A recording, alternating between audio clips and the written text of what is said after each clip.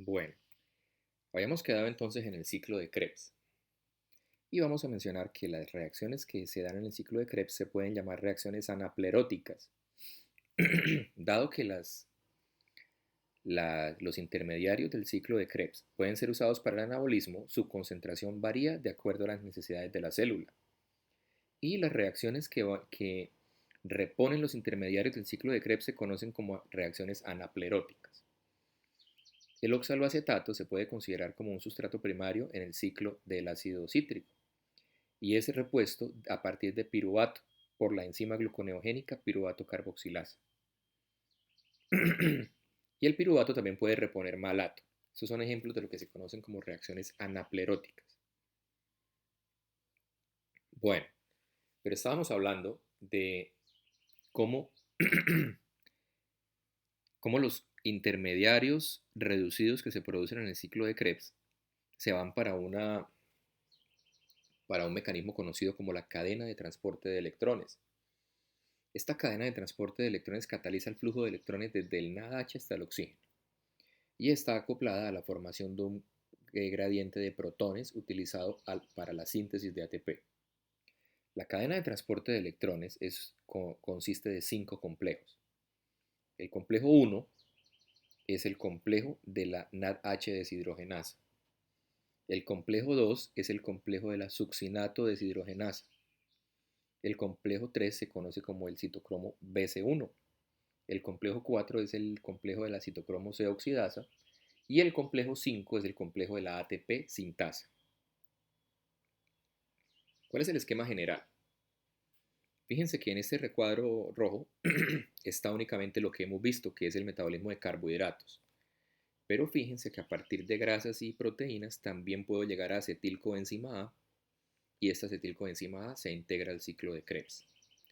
Ya sabemos que el ciclo de Krebs produce cofactores reducidos que sirven como transportadores que llevan los electrones a la cadena de transporte de electrones, que en últimas termina poniéndole ese electrón al oxígeno y generando agua.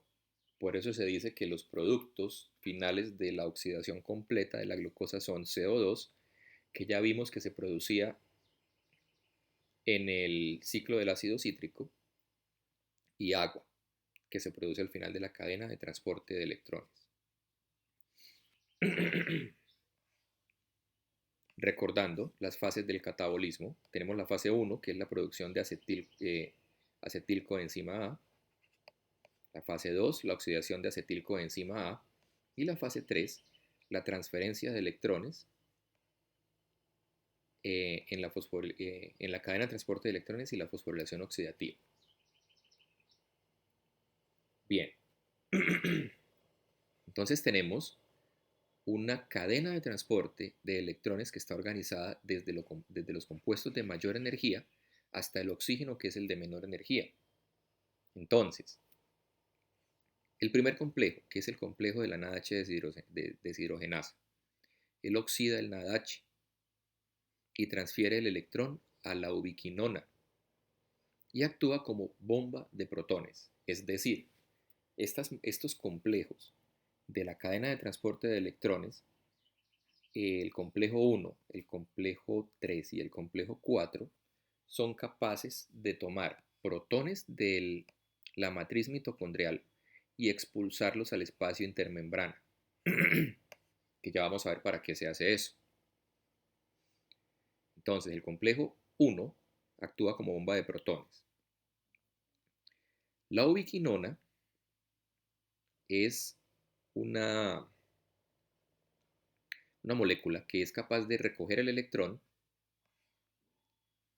y llevarse ese electrón hasta el complejo 3. Ya vamos a ver por qué se salta el complejo 2. El complejo 2 es el complejo de la succinato deshidrogenasa, que lo veíamos en el ciclo de Krebs como una de las enzimas que participaban en la producción de FADH. Entonces, lo que hace la succinato deshidrogenasa es oxidar el succinato en el ciclo del ácido cítrico y transferir electrones a través del FADH. Pero este complejo no expulsa protones a la matriz al espacio intermembrana. El complejo 3 es el complejo del citocromo BC1 que oxida a la ubiquinona reducida, es decir, le recibe el electrón y actúa como bomba de protones. Aquí, en el complejo 3, hay otro componente móvil que es el citocromo C, que recibe el electrón y se lo lleva para el complejo 4. El complejo 4 le recibe el electrón al citocromo C y se lo pone al oxígeno, reduciéndolo a agua, y también expulsa protones. Esos protones que expulsaron son los que hacen que funcione el complejo 5, que es el complejo de la ATP sintasa, que utiliza el gradiente electroquímico para sintetizar ATP y es muchísimo más eficiente en la síntesis de ATP que la fosforilación a nivel de sustrato que hemos visto hasta ahora. Entonces, miremos este esquema general. En el primer complejo, el NADH se oxida nuevamente a NAD más un hidrogenión o protón y entrega un par de electrones a la cadena de transporte de electrones. El complejo 1 está conformado por flavín mononucleótido y por proteínas ferrosulfuradas, que son las encargadas de transportar ese electrón, que es recibido por la ubiquinona o coenzima Q, que es encargada de transportar esos electrones hacia el complejo 3.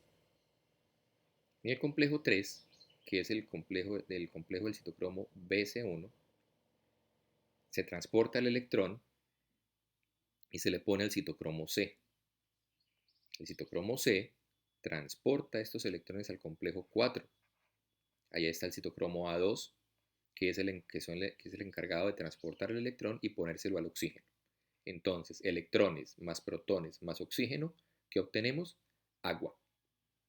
Lo que no se ha obtenido hasta ahora es ATP, porque resulta que el ATP se obtiene gracias a que en el complejo 1, 3 y 4 se expulsan protones al espacio intermembrana. Y ustedes se estarán imaginando que al sacar protones hago dos cosas. Uno, cambio el pH, acidifico el espacio intermembrana y alcalinizo la matriz mitocondrial. Segundo, genero un gradiente, porque empiezan a haber muchos más protones en el espacio intermembrana que en la matriz. Y por último, genero diferencia de cargas, porque al cambiar el balance de cargas, se me pone la carga positiva en el espacio intermembrana y negativa en la matriz mitocondrial. Todo eso hace que los protones se devuelvan por el espacio que les proporciona el complejo 5, que es el de la ATP sintasa, y ese flujo de protones de la matriz, desde el espacio intermembrana hasta la matriz, hace girar esta proteína y eso genera energía. Y esa energía se utiliza para fosforilar el ADP en ATP. Entonces, recordando la morfología de la mitocondria, esta sería la membrana mitocondrial externa, esta sería la membrana mitocondrial interna, este el espacio intermembrana y esta la matriz mitocondrial. Bueno, pero ¿qué ocurre con el complejo 2? El complejo 2 no recibe electrones del NADH, los recibe del FADH. Entonces, esto está acoplado directamente con el ciclo de Krebs. Los electrones vienen del succinato, los toma el FADH y se los transfiere a la coenzima Q o ubiquinona. Y ella sigue con la cadena de transporte de electrones al complejo 3, citocromo C, complejo 4. Pero fíjense que acá se expulsan menos hidrogeniones que si vinieran del NADH. Entonces podemos decir que se obtienen aproximadamente 3 ATPs por cada NADH y 2 ATPs por cada FADH. Entonces lo que les estaba diciendo, el flujo de electrones se da desde moléculas de mayor energía a moléculas de menor energía. Ustedes saben que cuando el flujo de energía es hacia abajo, las reacciones son espontáneas y en este caso esa energía se libera. Tenemos el orden de las moléculas que hacen parte de la cadena de transporte de electrones. El de mayor energía es el NADH, que le entrega el electrón al flavín mononucleótido. que le entrega el electrón en la coenzima Q, que a su vez lo lleva al complejo 3, que tiene citocromo B, que lo entrega al citocromo C1, que lo entrega al citocromo 6 y se lo lleva para el complejo 4, allá está el citocromo A, el A3, y ellos se lo entregan al oxígeno. Y esa energía que se libera en ese flujo de electrones es la que me permite expulsar los protones, que generan el gradiente electroquímico. Una vez más el esquema, el NADH se oxida en el complejo 1, que le entrega el electrón a la coenzima Q, que le entrega los electrones al complejo 3, que se los entrega al citocromo C, que los lleva al complejo 4, que reduce el oxígeno y forma agua. El complejo 2 recibe el electrón del FADH. El complejo 1 es bomba de protones, el complejo 3 es bomba de protones y el complejo 4 es bomba de protones. Bien. Paso por paso. El complejo 1 contiene proteínas ferrosulfuradas y flavin mononucleótido. Y la energía proveniente del NADH más H traslada protones desde el espacio de la matriz mitocondrial hasta el espacio intermembrana. ¿Listo? Complejo 1. Complejo 2. Ubiquinona oxidorreductasa. El complejo 2 recibe electrones del FAT y se los transfiere a través de proteínas ferrosulfuradas a la coenzima Q. La coenzima Q, como habíamos mencionado, es un componente móvil. Sin embargo, la energía que se genera en esta transferencia del electrón no es suficiente para expulsar protones. Entonces, en el complejo 1 expulsamos protones, en el complejo 2 no. El complejo 3 es el complejo del citocromo BC1. Tenemos citocromo B, proteínas ferrosulfuradas y citocromo C1, en donde también se expulsan protones y eso me activa la ATP sintasa, ¿vale?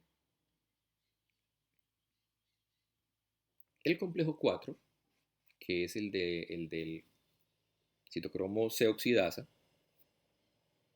recibe los protones del citocromo C, que es un componente móvil, y también actúa como bomba de protones, que impulsa a la ATP sintasa para producir ATP.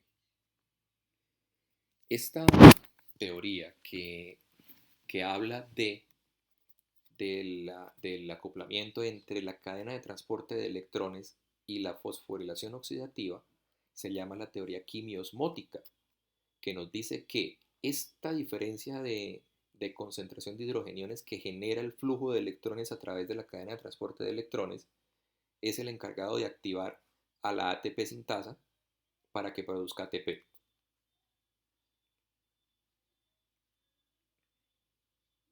Entonces miren, acá se ve un poco mejor.